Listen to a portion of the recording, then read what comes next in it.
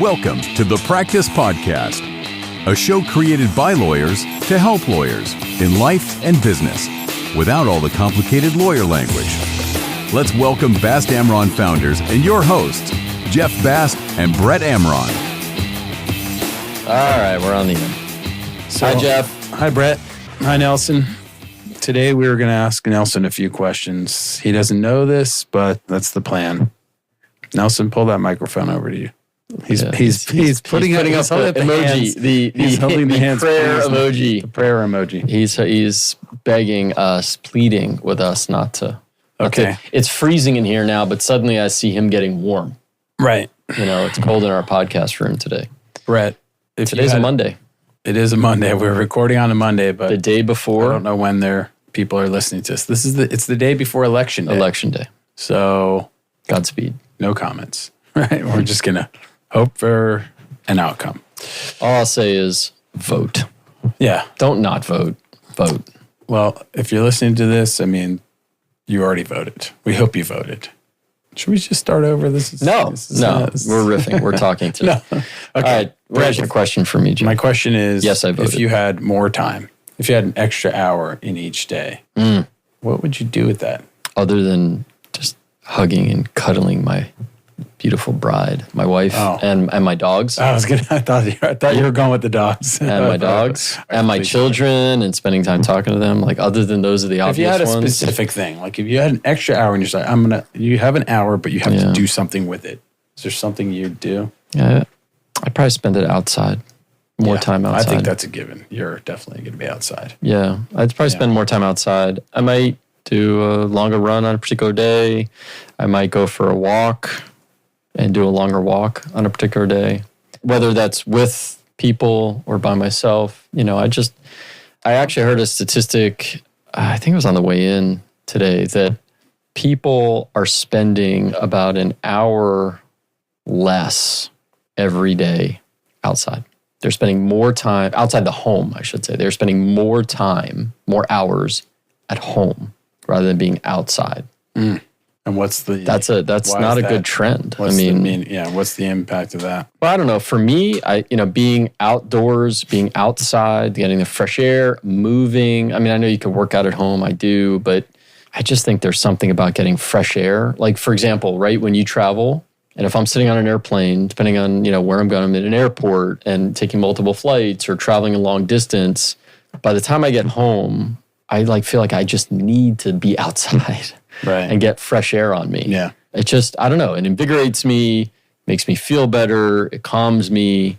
It's my form of meditation. Okay. How about you? I think actually as climate problems continue to worsen and expand, the amount of time we'll be able to spend outside is going to decline, with weather events and things like that, and heat, cold, extreme temperatures, and one way or the other, it's going to become even more difficult. But yeah, I would probably utilize that time, in some way outside, swimming, paddleboarding. But I was thinking I'd like to play more guitar, and despite my desires, and I keep saying it, I need to play more. And I always love when I do.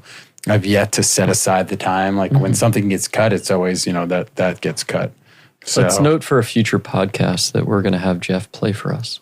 We'll give you that space, Jeff. I'll just play for myself. Oh. I appreciate the invitation. You want to cut that? I appreciate the invitation. We're trying to increase listenership, not diminish it. So, I think it would increase tenfold. While we're on this topic of time. Let's segue. Why is time such a struggle for lawyers? I mean, first of all, we measure our productivity in time, which I'm not sure is always the best. Right. It's the old school way of doing it. Right. That's just traditionally how it's been done. Lawyers work with deadlines, but time is such an important part of what we do. And yet I feel like lawyers aren't that good at it. They're not good at managing time. We always hear this is not a time management discussion, although maybe it is in some respects. But why is time always such a struggle for lawyers? I'm not sure it's only for lawyers. But we know lawyers. Right? Well, right. I mean, I think that with lawyers, though, it is amplified by what you said, right? Which is, we a lot of lawyers track their time in tenths of an hour. And so time management is front and center. But I think it's like that for anybody, right? There's the procrastinators and people that just kind of push everything to the end. And, there's people who are immediately and do things right away. And then there's people that just kind of plan stuff out and fit whatever they need to get done. They do it within their schedule and get it done. What I think, to me, time and urgency sort of relate to each other. Time management and urgency relate to each other when it comes to the kind of work we do, right? And candidly, it's even for non-lawyers. I mean, you get an email from the adverse party, the other side, opposing party, whatever it is, and you can read it. Obviously, if you're in trial, you're in deposition, you're tied up, okay. But if you take a look at that email and you can respond immediately, some people feel like, well, I should wait. I shouldn't respond immediately. I want them to think I'm busy. And maybe there's some truth to that every now and again. Right? Yeah. But for the most part, if you can respond, if it's something that's just easy to respond to, whether it's like, sure, no problem, or it's, yeah, I don't agree with that, here's why, and you can respond quickly and push back, in my view, push it back in their court. Yeah. And have some urgency to respond rather than saying, well, I have 10 days or I have 20 days, I can wait. Again, there's some strategy, there's some time when that would apply and that may work. But in my view, there's times when you should push things back to the other side, push things back to people, respond to them. There's somebody that if you meet with and you say, oh, I'll send them an email tomorrow thanking them for taking the time. Well, why not just do it today? Right. Yeah. You never know. Like, to me, it's like, yeah, you do it while it's fresh in your mind so you don't forget. Right. Two, so many things come up between now and then, whenever then might be. Right. You could get sick, and forget or whatever. There's so many things that can happen. Yeah. Or you can get a huge new case or something, just things happen. So we talk about that all the time. Do it now. Right? Yep. With the younger lawyers and trying to teach them, which is, why wait till tomorrow what you could do today? Right. Because you don't know what tomorrow will bring. In our world, you may get an order from a judge that says, I want a response in 2 days or 5 days. Right. You may get a new matter. Who knows what's going to happen? You may get a client that has an emergency. You get called into court, whatever it is. Get called into any. So if you can get something done today, get it done. Don't say, well, I have the time. Yeah. I'll kick it out. I'll wait. Why? Yeah. I think that's, one of the struggles is there's always more to do. I can't remember ever getting to a point where it's like I finished all my work and there was nothing left to do at all as a lawyer. There's always more to do. So it's like, how do you know, one, prioritizing, and this is a conversation I had recently with younger lawyers. Mm-hmm. How do I prioritize? I have these 3 projects. How do I prioritize them? And you talk through and figure out, well, which one's going to take the longest time? Which one has an actual like court or statutory deadline? Exactly. Right? The closest deadline, and which one will require, what happens after you do your part? Because oftentimes, usually, maybe almost always, I just talked myself up the ladder there. Other people are going to need to review it. The client's going to need to review it. Maybe your co-counsel needs to review it. The partner on the file. And so how many people are going to need to be in that chain that you need to plan for before this deadline? The deadline's 2 weeks away. Right. You better get it to them early. So working backward from a deadline, to me, that's when you have a deadline that's kind of easy because it's there for you, right? It tells you. But like you said, I agree, and this is what we talk about with the lawyers in the office, is like working backward, understanding who has to review it, client has to internally, then the client has to see it, then maybe there's other people that I don't know, before it actually gets filed or served. And so there's planning that has to go into that, right? And so that's why if you get something, you have to immediately turn to it and address it. Right. And then you can say, okay, well, now I've planned it out and now I know when I have to really get down to work. When I was a young lawyer and this is back in the day of hard copies, so forgive me for aging myself, but when documents would come in, I always would go open the box or boxes, whatever they were, and start looking at them almost immediately. But that was that curiosity more than anything? Yeah, it was curiosity. It was like this urgency. Like they sent me this stuff. I asked for it. I want to see what's there. Right. And then if I saw stuff or I didn't see stuff, whatever, I would, within a short amount of time, whatever I was able to do, I would be sending a letter back then or email to the opposing side saying, okay, thank you for the documents, but if there was stuff that was missing, if they asserted objections, we even can deal though with the you haven't objections. finished the review. Well, no, I would go through, I would go through stuff already, before I wouldn't respond piecemeal. I mean, I would do it at one time, but I would jump in and look at this stuff. I wouldn't let the stuff sit there because you never know what's in those documents. Right. Just like you never know if you get a letter, you get written responses to discovery, you get a response or a motion or something, you don't know what's in there. Why not, if you're busy, I get it, take a minute to scan it. If you can't read it, like in detail and in depth, scan it and say, is there anything, get a sense of whatever.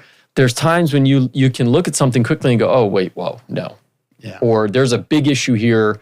You can talk to your team and start addressing it immediately, as opposed to having it just sit in your inbox and then you wait until you either forget or get preoccupied. Well, and then you're 5 days out from the deadline, so I just think you can assess it, deal with any issues immediately, and then plan out whatever it is. But letting stuff just sit without reviewing it, without giving it attention is just, to me, is a big mistake. Well, especially if in this situation, you're the party looking to advance the cause, Like if you were the plaintiff and you're looking to prosecuting claims, you want to advance the case.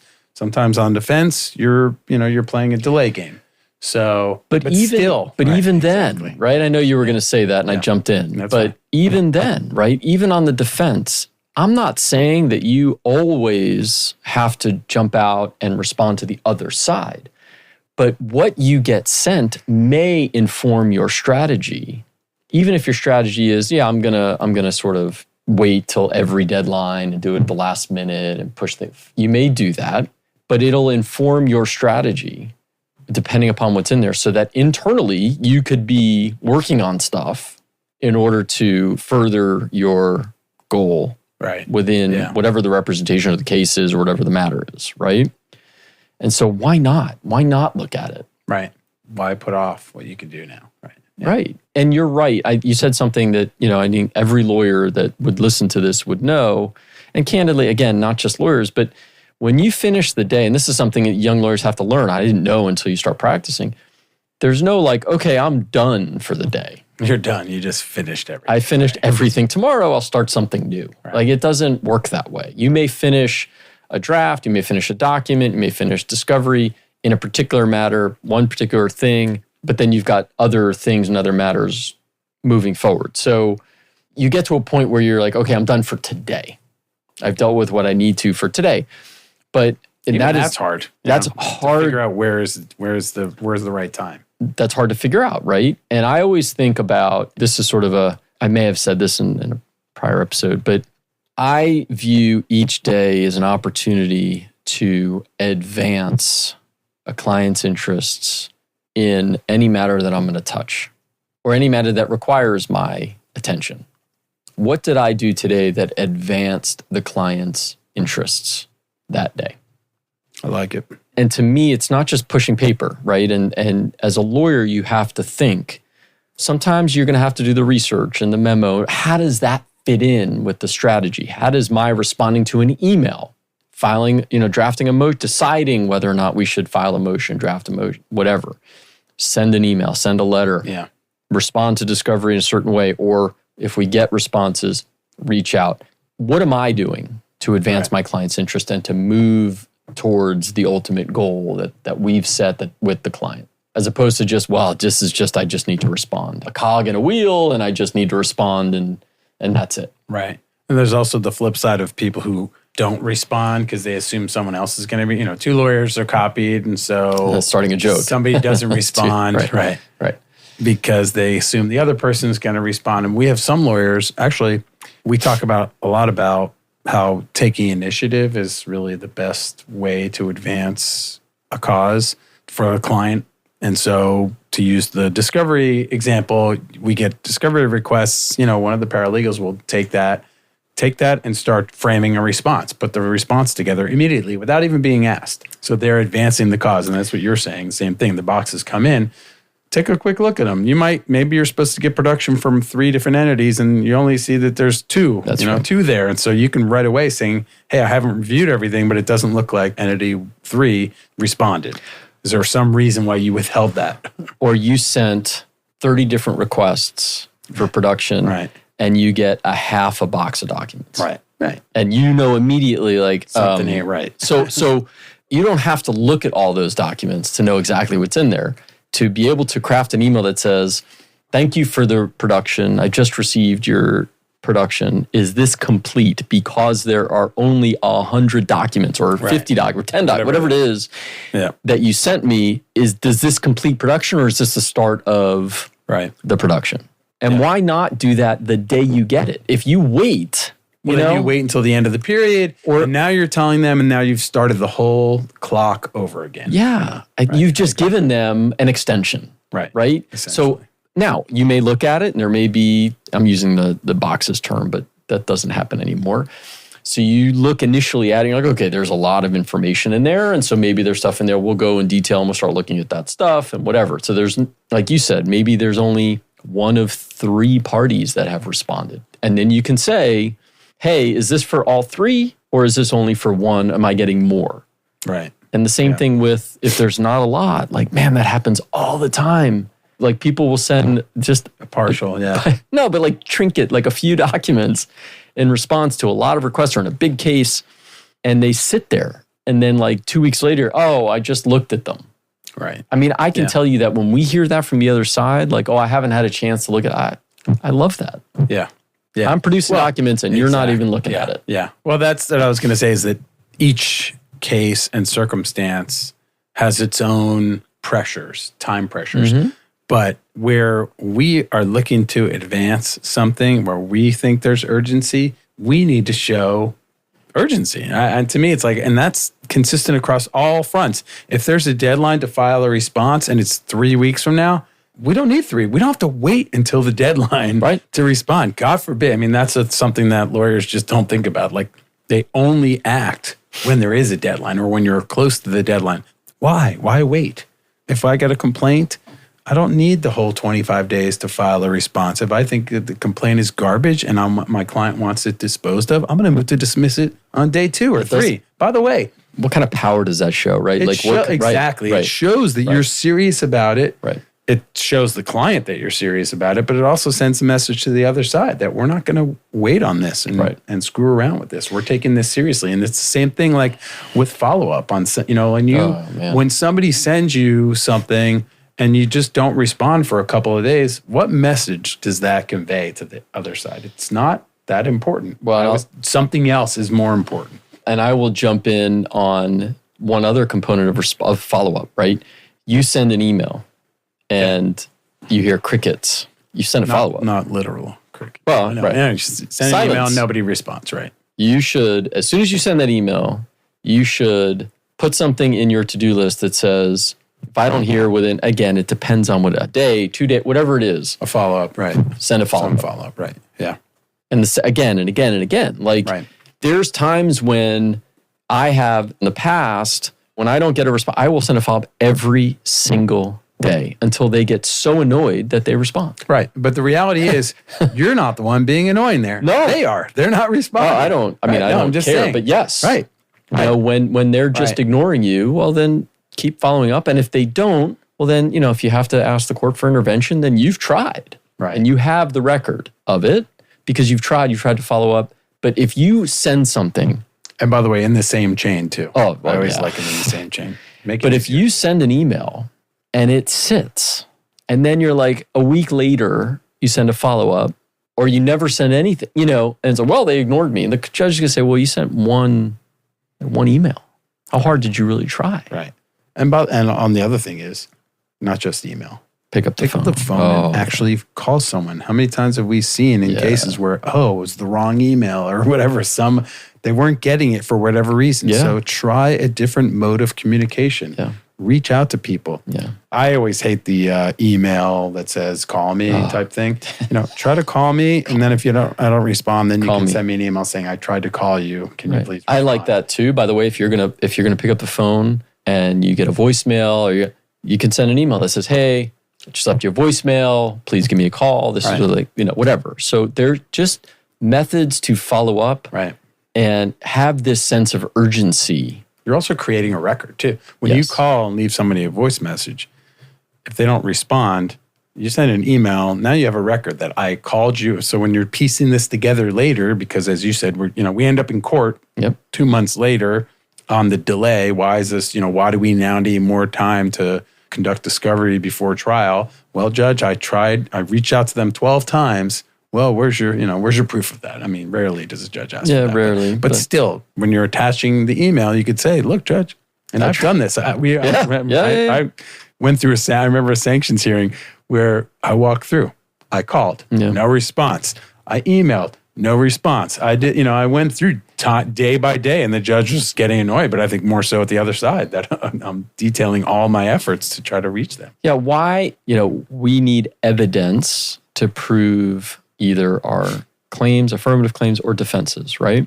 Why would we not back up our efforts with evidence? Right? Phone calls, emails, letters, whatever you need. And why wouldn't you do that? To show as much effort as you're putting in, you should document. Right. If you have to. Hopefully you don't have to, but there's a lot of cases where you just have to chase people down, and for whatever reason, they're not responding to you. And that's one component of it. And the other component, as we've talked about already, is being on the offensive. Even if you're on the defense sometimes, you want to be on the offensive and pushing and putting the ball back in their court. We're requiring them to have to do more work. Right. Yeah. And just sitting on stuff is just not okay. It's furthering your own cause, and also with your client too. Like, you want to be able to say that, clients get frustrated by inactivity.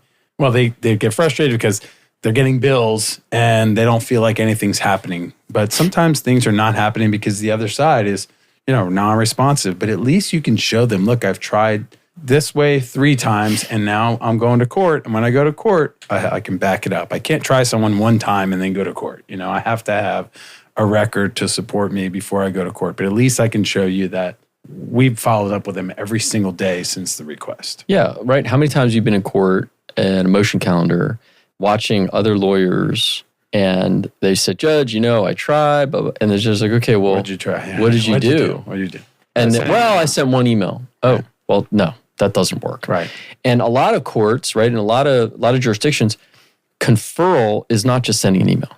You actually have to talk to them. Have to either get on a Zoom. You used to have a meeting in person, but now it's you can do a Zoom or a phone call and actually communicate with people, as opposed to just sending an email. Right. And the courts don't want to hear, no, oh, I couldn't reach him. Well, no. What did you do to reach them? Right. Yeah. And then you're gonna have egg on your face when it's like, well, I sent an email. Right. Once. I want to circle back to something you said before, because I don't think there's a great answer to this, and that is, I generally think that there's some sense of relief to get something off your lap. So when you are working on serving subpoena on somebody, you get the subpoena out and you're just happy to have that off your to-do list. But you made the point about adding it to your to-do list when you launch it, whatever it is, an email or draft or subpoena, whatever it is, adding it to your to-do list, the follow-up. I think a lot of us are not as good at that, at the follow-up on the thing. If it's a subpoena, that's easy. You're calendaring the deadline for them to respond. But actually, I'm going to stop you right there on the subpoena. Yeah. Because there is a follow-up once the subpoena goes out. Right. And that's with the process server. Oh, yeah, of course. Right. No, but... Right. To make sure it was served, because you got good service, of course. That takes... Sometimes it takes time. And then you're following up on the deadline when you haven't heard from them. Because a lot of people fall off and they don't follow up, or they wait and, I haven't heard from anyone. Did you follow up with them? I can't tell you how many times I've asked on matters, did we effectuate service? And you're getting, I don't know. And, let me check with the process server. If you haven't checked already, then something. Why? Right. And by the way, that's paralegal and lawyer combined should be communicating and following up. Why are you just sending it off for service and just waiting? You should be following up with that process server. And if that process server can't effectuate service or has tried, then you get an affidavit of service and you file a motion for whatever, but for substitute service. But you need to follow up on that. Otherwise, it just sits there. And the process server, as good as they are or can be, they're not geared towards like giving you periodic updates all the time. You should be following it. So that's an example of once it's launched, great. Yeah. But someone needs to document and calendar a to-do, put it on your list, and follow up. Same thing with a subpoena, and it's all sounds so simple, right? But sometimes the simple things, but it's just the urgency of the following up and saying, okay, well, I've done this. What's next? Right. And what do I have to do to make sure that we're still moving things forward? Right. The other struggle that I want to bring out is what we're talking about is responding to the email or responding to something right away.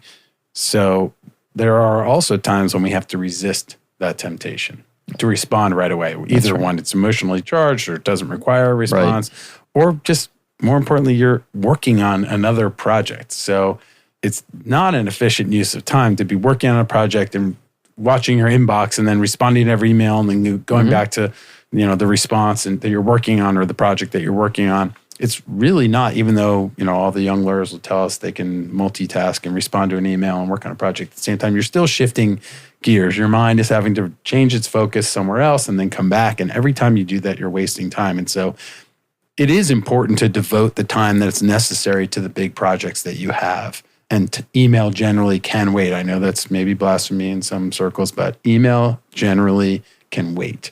It should not drive the email, and your inbox should not drive your day, in my opinion. Well, that's a tough one because... Let's go. Come on, we'll debate it. I think as a general proposition, I agree with that. But I don't think, again, depending on what matters you're working on, if you know that there's something that's brewing, you should periodically check in on your email to make sure that there's nothing urgent that requires... I don't think it's again, assuming you're not sitting in trial or in deposition all day where your attention is focused elsewhere. If you're working on something, I do think you can take a break here and there, of course, and check your email and see if there's anything urgent that requires immediate attention and response. I don't agree with, I'm going to look in the morning and then I'm working all day and then I'm not going to look again until nighttime or tomorrow morning. Right. I don't agree with that. I think you can scan and say, okay, is there anything that requires my attention? Right. And if not, fine. Yeah. Then you can deal with it the next day. But that is time management. That's right. Well, check your emails and work on your project, but don't be doing them both at the same time. No. And I think some lawyers have a tendency to get in their inbox and just go through emails, and that's their day. And they think that if they're reading and responding to emails that they've had a productive day, but there is more to this job than just responding to other, communications. And you can get lost in that. I mean, I get it. There's so many that come in. I become victim to that. I'm sure we all do. And we have different platforms. We have internal chats, we have email, there's text, there's WhatsApp. I mean, there's so many different, you can completely get lost. Yeah. And I get that. But again, to me, that's part of managing your day and just realizing, okay, well, today I've got to draft this, or I've got to research this, or I have this meeting. So I have to plan out my day to figure out when I'm going to check back in to see if there's anything else that requires my attention. Right. Because there is. Agreed. For the most part, and not everything is an emergency, not everything is on fire, but sometimes you just have to touch a case here and there. And I know you've said this, and I've said this a lot, which is for a client, for example, if they're looking for you and you're tied up, you could take 10 seconds and send an email that says, or call them and say, listen, I'm tied up today. I saw what you sent me. I will, address it tomorrow. Respond, right. Or the next day, whatever it is. That's all they want. Right. If you ignore them, their silence, that's a problem. Yeah. No, I think that's just logic more than anything. It makes sense. It is. To let somebody know, hey, I got this. I'm not ignoring you. I need a couple days. I'm tied up, or I'm in deposition. We do this with our out of office messages. Yeah. We let people know that we're tied up or traveling or whatever it is. But we don't do it enough in that in between. I'm not out of the office, but I'm tied up. Or this is a big project that's going to require some time. So I got your email. I'm going to review it. I'm going to talk to my client. You have to talk to your client. And I'll get back to you. Right. But a lot of people forget that little step. It's just a little step. And then the other side, now you're on the receiving end of the follow-ups. Right. I haven't heard from you. I sent you this questions. I haven't heard from you. Right. Where's the follow-up? And now it's like, now you're on the defensive. Yeah. Instead of just saying, hey, I got this. I'm going to review it and I'll get back to you. But it's also, some of this is just common courtesy and common sense, but it's hard. I mean, I get it. And, there's so many time pressures. There's a lot of time pressures. Yeah. You have all these multiple levers pushing at the same time, multiple deadlines that are moving at the same time. And so it is a challenge to balance everything. And we're not saying, by the way, respond to every email immediately at all. And in fact, there are many emails that you should draft the response and not send it because, if there's some emotions or it's just a charged issue and you need someone else to take a look at that, we highly recommend that. But when you can respond quickly and advance a cause, you should always try to do that. Yeah. I mean, that's what we're here for. That's our job. Mm-hmm. Advance our client's cause in whatever fashion that may be. And so we should constantly be doing that as much as we can. I think we should end there, Mr. Bast. I mean, with your words of wisdom. Advancing the cause. Yeah. It's a great concept. It was yours. I'm glad you acknowledged. It's all yours. No, Brett, no. I have enjoyed this. I always enjoy our conversations, Jeffrey. Timing is everything. If you enjoyed this episode, please share the show with your friends and family. Yeah, come on, people. I want to see more ratings. We don't have that many reviews. I want to see more reviews. Yeah. I want to see, come on. We would like to hear we want to open up listener mail as part of an episode one day, but we don't have any mail. Come on, we're Keep it PG, people. Bye. Thank you. For more information on this show and other resources, visit fastamron.com and connect with us on LinkedIn, Facebook, and Instagram @FastAmron.